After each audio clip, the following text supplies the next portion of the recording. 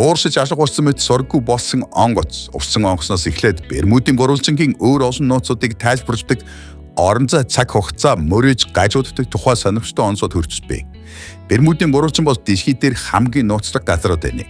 Энэ газарт зав, хөжиг онгоц, бүр бүхэл бүтэн нисдэг онгоцноос байнга алга болдог тухай бараг хүн бүр сонссон байдаг. Олон хүн Бермудын гурвалжинд орсон усан онгоц, нисдэг онгоц хизээч эргэж олддоггүй гэж боддог. Гэхдээ энэ тэмж үнэн мэдээлэл биш.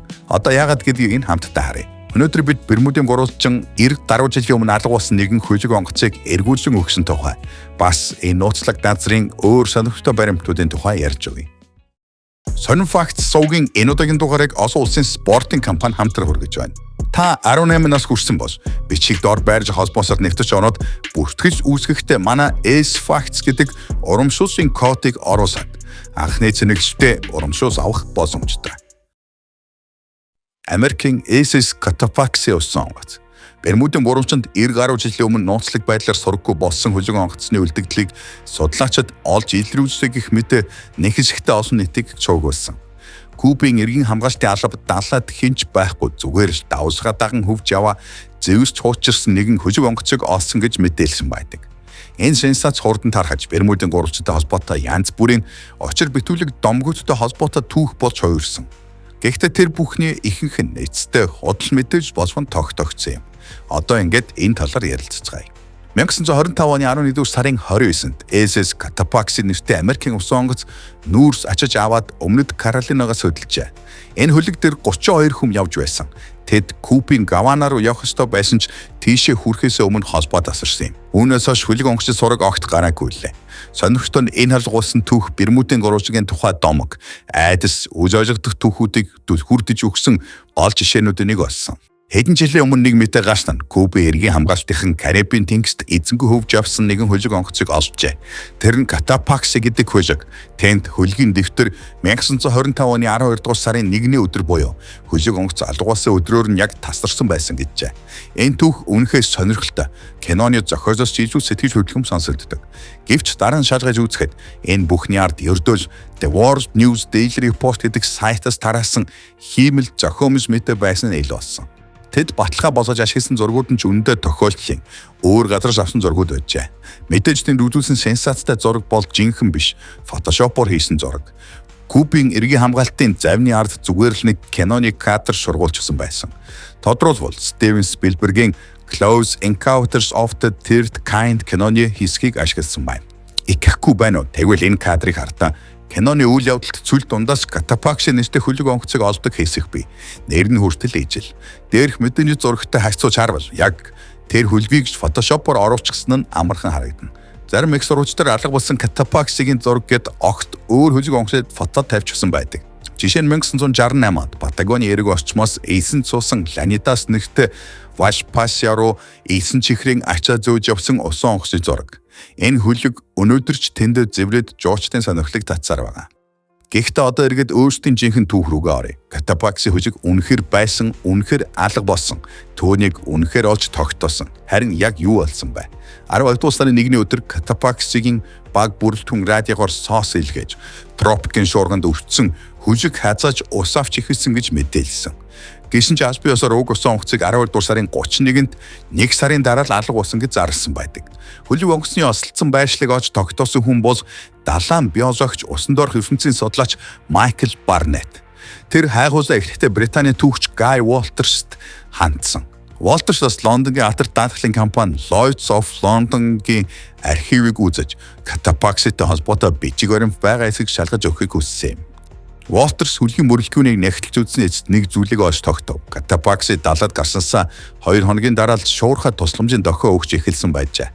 Архивын баримтаас үзэхэд хөлөг Америкийн Saint Augustine бомбтой бүсэд живсэн байх магадлалтай байв. Яг энэ нутаг дэвсгэрт 35 жилийн өмнө 19-с 20 дугаар зууны зааг үеийн нэрэн тодорхойгүй нэгэн хөлгийн сүрлийг олж илрүүлсэн байсан. Барнетт энэ л Cotopaxi байх боломжтой гэж таамаглав. Судлаачид тэнд өмнө шумбалт хийж байсан Эд Перкинсонтой холбоо барьж дахин бууж үлдэгдлээс зарим хэсгүүдээс нь дээш гаргуулв. Олдсон зүйлсийн тунд Мичиган мужийн Экосотод үйлдвэрсэн нэгэн хавсаг байлаа. Экосот гэдэг нь Cotopaxi баригдаж байсан газраас ердөө 19 км-ийн зайд оршдог газар юм. Дараа нь Барнетт өөрөө ч мөн доош шумбаж хөлгийн үлдэгдлийг наривчлан судалсан. Хөлгийн хийц, ялангуяа дахин давтагдчихгүй хэмжээсүүд болох хөлгийн урт зоохны хэмжээ нь катапаксигийн техникийн үзүүлэлтэд яг таарч байв. Барнетт түүний баг доошоо шумбан судалсаар бай хооронд Walters Катапакси хөлгийн эзэмшигч Glenfield Navigation компанийн эсрэг үүсгэсэн шүүхийн хэргийн материалуудыг архиваас олж илрүүллээ. Алга болсон экипажийн зарим гэр бүл компанид гондлогоогаж Катапакси далайн ширүүн нөхцөлд явах зориулттай бүтээгдээгүй хангалттай бат бөх хөшөөсөн гэж мэдүүлжээ. Харин компани ерөнхийдөө энэ бүхнийг няцааж хөлөг онгоц зохих шаардлагын дагуу тоноглогдсон байсан. Гол шалтгаан нь ердөөс аимшигтэй хүчтэй шуурга. Тэр дундаа маш огцом асар өндөр ханан давсгаанууд байсан гэж тайлбарласан байна. Ийм давсгаанууд яг л усан хан шиг босоод ирдэг. Маш гинэт бараг анзаарах завдалгүй дайрдаг гэжээ.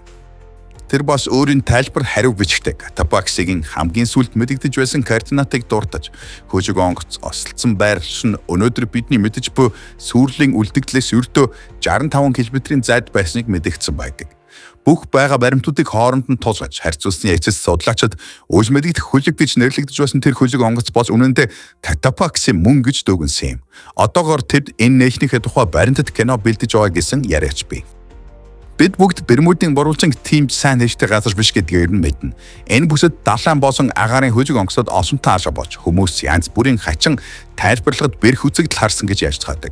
Энд болж байгаа бүхнийг байгалийн үзэгдэл, хүний алфта, сүнсхий үзэгдэл, үйл мэдэгдэх нэстэг бийт, эсвэл далайн гүндэх аимшигт аратнуудын дайралт гэх зэрэгтэй холбосон олон онц таамаглал бий. Одоо харин бас нэгэн хажиглаа түүхтэй танилццгаая.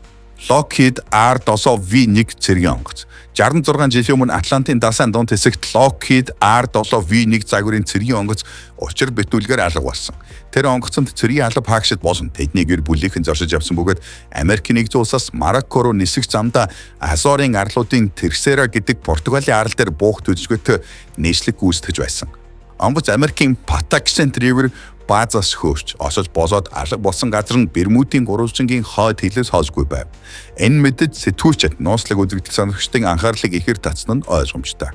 Олон өдрийн турш өргөн хүрээтэй хайгвал эрэл хийсэн ч нисэх онгоцны ямар ч хэлтэрхий олоогүй. Америк нэгдсэн улсын тэнгисийн цэргийн албан ёсны байр сууринд онгоцны алга болсон шалтгааныг дараах байдлаар тайлбарладаг.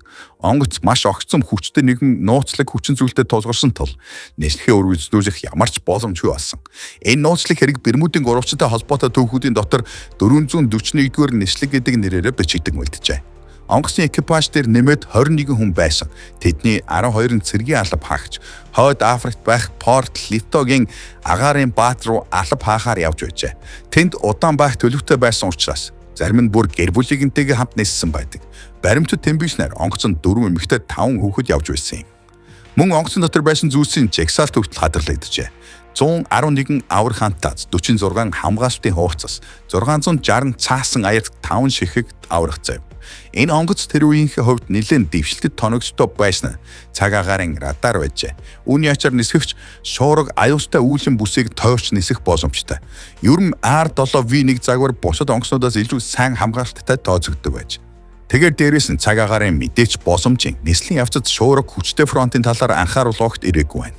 1954 оны 10 дугаар сарын 30-нд орон нутгийн цагаар 21:39-д R7V1 Мэриленд мужидах баазаас хөөрсөн. Эхний үед нислэг ямар нэгэн асуудалгүй төлөвлөгөөний дагуу явж байлаа. Тэгэхдээ 23:30-д хийсэн сүүлчийн радио холбооны дараа экипаж дахин хизээч эргэн холбоо тогтоогоогүй. Тэр үед нисгэгчид өөрсдийн байршлаа мэдээлсэн байдаг. Балтимороос зүүн тийш 560 км орчим, яг координат нь 38 градус 6 минут хойд өргөрөв. 69 градус 12 минут баран уртраг.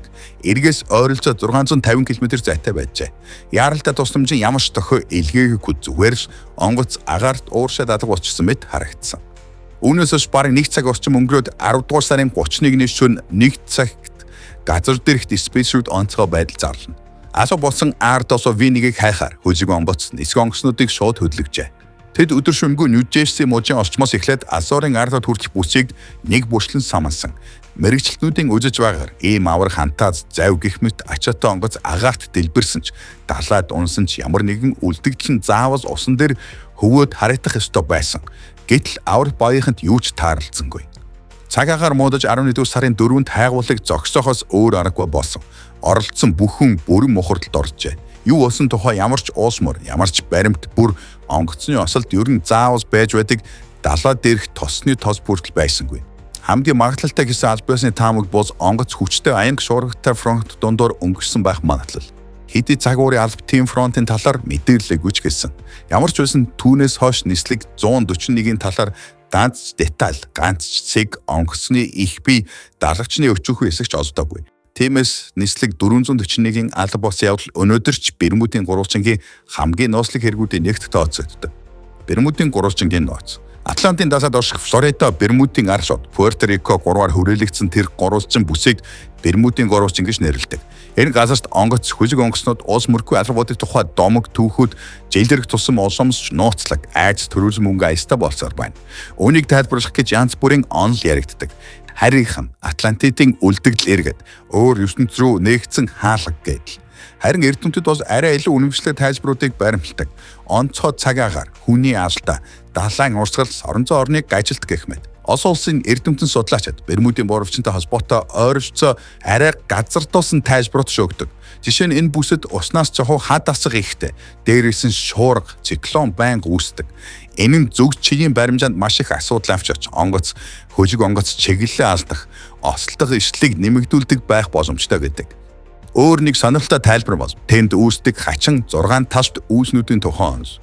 Эдгээр үүс нь геометрийн зөв хэлбэртэй дүрс шиг зөв хүрээ хязгаартай харагддаг. Цаг уурчид тэдгэрийн үйлчлэлийг агаарын тесрэг бөмбөг шиг нөлөөтэй байх гэж тодорхойлсон. Америкийн нэгдсэн Колорадо мужийн их сургуулийн судлаачид хэмэл дагуулын зураг дээр ийм үүснүүдийг илрүүлээд эгээр маш хүчтэй агаарын урсгал үүсгдэг. Хурдан цагт 274 км цүрч магадгүй гэж таамагласан. Үүний нөлөөгөөр даасан гадар дээр 15 м өндөр авар давалгаа босож болдог гэж үздэг. Харин хамгийн сонирхолтой гэхдээ хамгийн фантастик сонсогддог онц бол цаг хугацаа орон зайн ажилтны тухай таамаг. Зарим судлаачдын үзэж байгаар Бермудын гурвалжин дотор орон зай цаг хугацааны хувьд гажсан бүсүүд байдаг гэж ярьдаг. Тэдний хэлснээр энэ далайн хэсэгт цаг хугацаа өөр хэмнэлээр урсаж магадгүй. Хүжиг онгоц энэ үлмэдийг бүс рүү ормогц манай ертөнцөөс албуулж өөр цаг хугацаа, өөр орон зай руу шилждэг. Өөрөөр хэлбэл орон зай цаг хугацааны нэг төрлийн үүсрэлт хийж өөр ертөнцид очдгоо гэсэн үг. Харин энэ үзэгдлийн шалтгаан өнөөдрийн байдлаар мэдээж хэнч тодорхой болоогүй хэвээр. Жишээ нь 1993 онд энэ бүсэд 3 загасчтай загасчдын зав алга болдог. Түүнийг албаасаар амь өргөцөнд тооцсон юм. Гэтэл жилийн дараа тэд гинэт эргэж ирээд юу болсон тухай дэлгэрэнгүй ярьсан байдаг. Тэдний хэлснээр завин шуурганд өрцөн ч багийнхныг нэг хачин усан онгоцны далаачид аварчаа. Тэд хуучны англи хэлээр ярьж байсан бөгөөд яг дээр үеийн хувцастай хүмүүс шиг харагдсан гэв. Загасчдын яриагаар бол тэр явдлаас хойш өрдөө хэдхэн хоног л өнгөрсөн мэт санагдсан. Иймэрхүү тохиолдол ганц энэ биш. Эсрэг жишээч бий. Хайлгаад олддгүй байсан хүжиг онгоцын багийнхан хэсэг хугацааны дараа гинэт гарч ирэхэд тэд маш их хөгшөрсөн төгтөө байсан ч бодитоор бол ердөө хэдхэн 7 хоног л өнгөрсөн байдаг. Харин тэд өөрсдөө бол бид олон жил ямар нэгэн үйл мэдэгт ертөнцид хоригдсон байсан гэх мэт түүхүүд олон бий. Үүгээр энэ бичлэг дууслаа. Таалагдсан бол лайк дараарай.